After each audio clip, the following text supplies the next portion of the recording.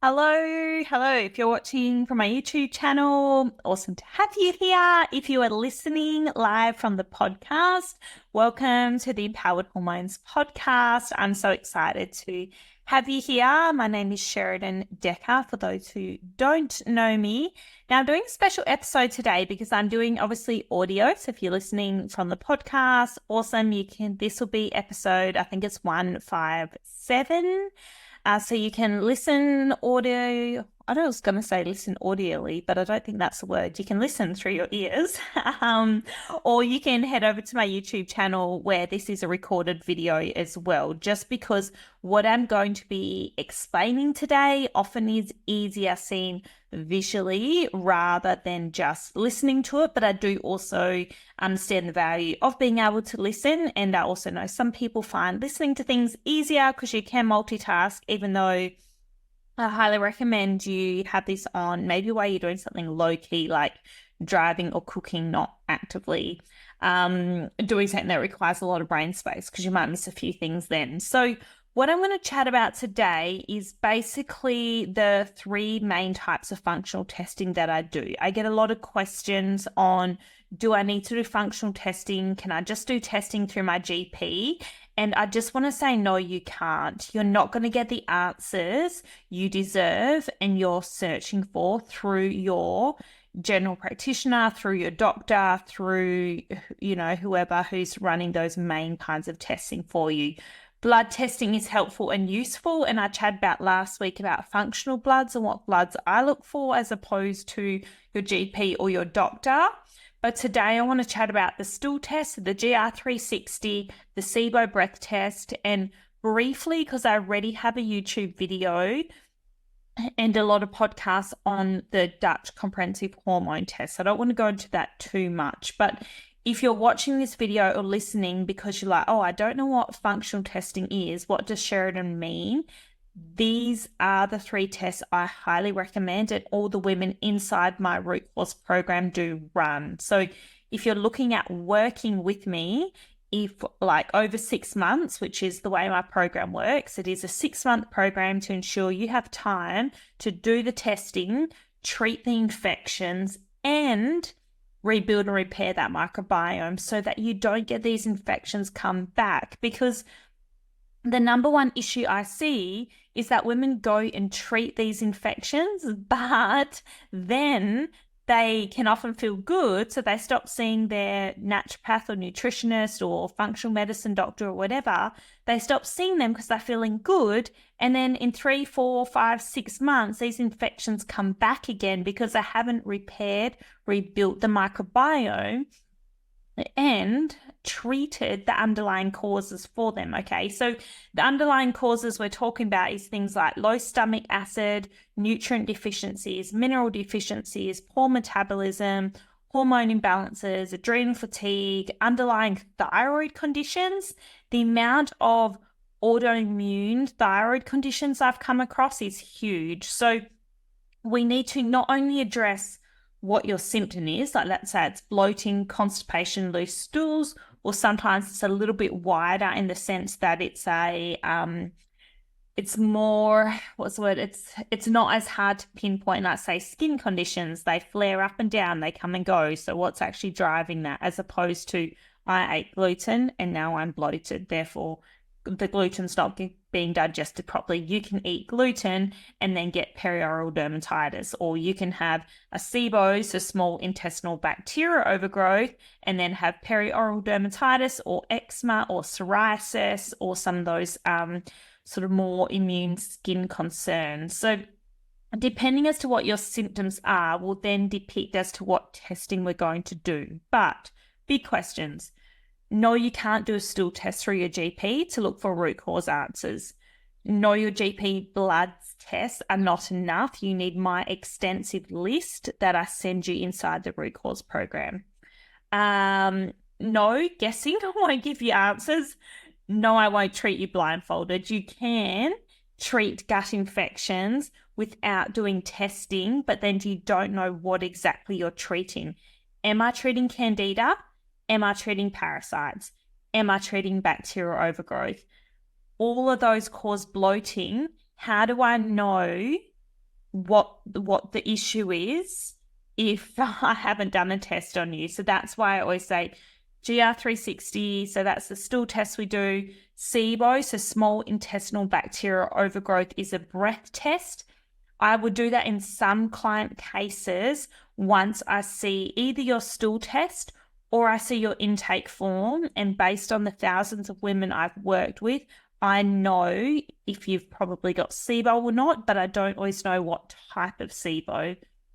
The main ones I test for are methane dominant SIBO and hydrogen SIBO. So we treat these bacterial groups differently with different herbs, which is why I like to identify it, see how overgrown it is, so how long I expect we need to be treating it for, rather than just guessing and throwing these antimicrobial herbs at you for a really long period of time. We have a plan in place then, okay? Once we run these tests, we can be like, okay, for the next 6 to 8 weeks, we're treating these things, then we're treating these things, then we're treating these things. That is your priority here, to have a clear plan, to know what's going on, to not be wasting money, and to have the support around it, to have your one-on-one calls with me, to have a weekly group support, to have a private Facebook group where if you all of a sudden get a UTI or get thrush or get eczema breakout, you can reach out and be like, hey, Sheradyn, what do I do? And you can get answers within a couple of days, okay? That's really, really important to me, especially when we're actively treating infections and you're getting die-off reactions and symptoms. It's way better than waiting 6 to 8 weeks for a one-on-one consult. So let me share screen with you and show you what exactly I'm talking about. So if you've heard of these testings, which I'm sure you have, now that you've either listened to my podcast where I have lots of episodes on the root cause approach, stool testing, why functional testing worked for me and how it worked for me, these things are really, really important. So this is the GR360. This is just their sample report off the website. It is one of the best tests out there stool-wise, and I've seen a lot come through the clinic. But this and the GR map from Nutripath is what I used to use, which is pretty good as well. And I still recommend that for some of my clients, but primarily I'll use the GR360. A basic overview is that it looks at the balance of good to bad bacteria, which is what this spider web, that's the word. And this spider web will sort of tell us the balance of how many inflammatory bacteria as opposed to how many anti-inflammatory beneficial bacteria are in the digestive tract. It then tells us the key findings. So that in itself doesn't give me a lot of data. It just tells me that, okay, there's a lot going on. These are kind of the key things. But when we scroll down, I can look more specifically at these bacterial families, at these beneficial bacteria. And when I see certain bacteria are low, like say Bifidobacter, I know that's going to impact nutrient absorption. I know that's going to impact constipation. I know that's going to impact gut lining. As you start to know what bacteria families are linked to what symptoms, and then we also know what probiotics to supplement with and what prebiotics we should be using to rebuild or repair this microbiome. So you can see how much data is in this, all these good gut flora that is telling us what ones are high and low, what ones are linked to leaky gut, what ones are high and inflammatory. It then goes down to talk about your viruses. It looks at your pathogenetic bacteria, say Salmonella or E. coli. So some of our really, really big ones that usually are causing quite severe symptoms, not just bloating and quote unquote IBS, so irritable bowel syndrome. It looks at all these different parasites. It looks at tapeworms, flukes, roundworms, yeast, red blood cells, white blood cells, muscle fibers, vegetable fibers, pollen, whether your stool is brown, soft, formed, so it gives us a bit of a description. And then it looks at pathogenetic bacteria. And then it also looks at imbalanced bacteria, so ones that are not particularly good or bad, but they can be indicators of SIBO or other things going on.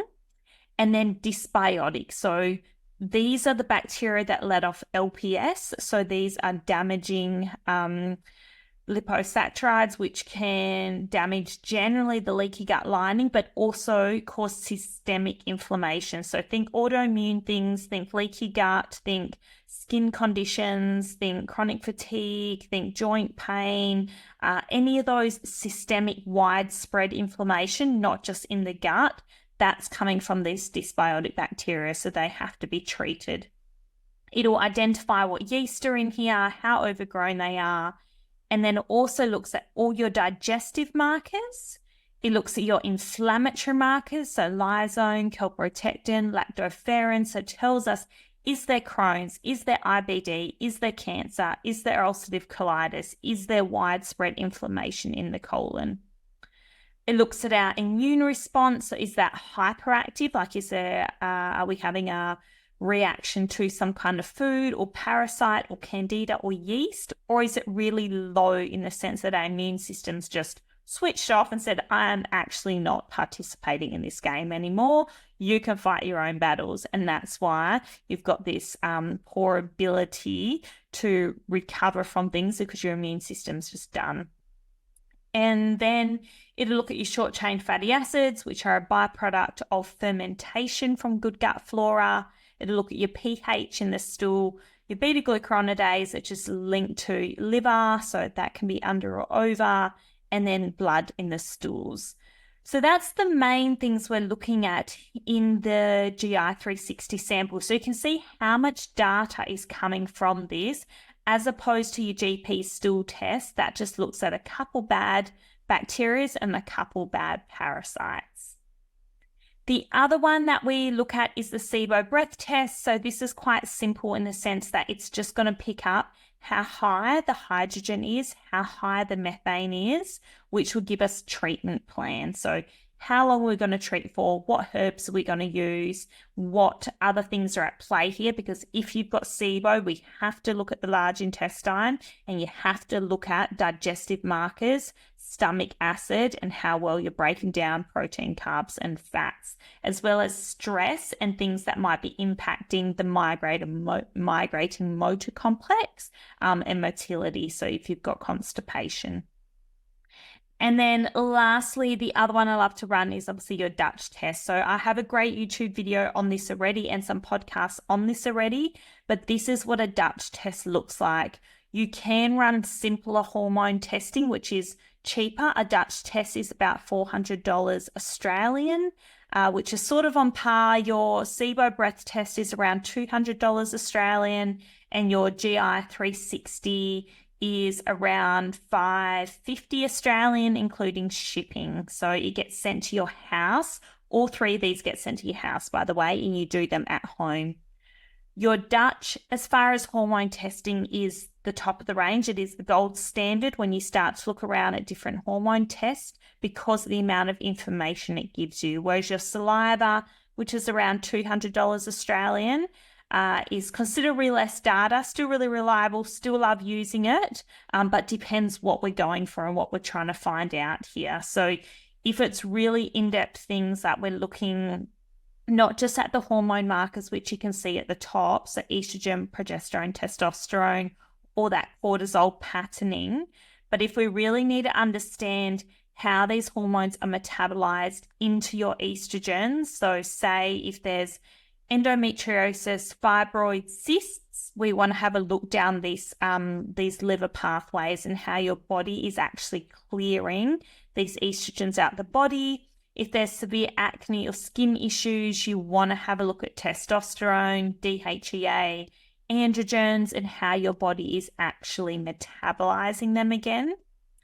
If there's issues with methylation, all those kinds of things, then I would say, hey, definitely like MTHFR stuff, definitely look at getting a Dutch test. If there's any long-term fatigue issues, you really want to have a look at this impact of stress on the adrenal gland, how it's producing DHEA, how it's producing cortisol, and whether it's favoring cortisol or cortisone, so whether it's deactivating or keeping that cortisol free and available for you to use.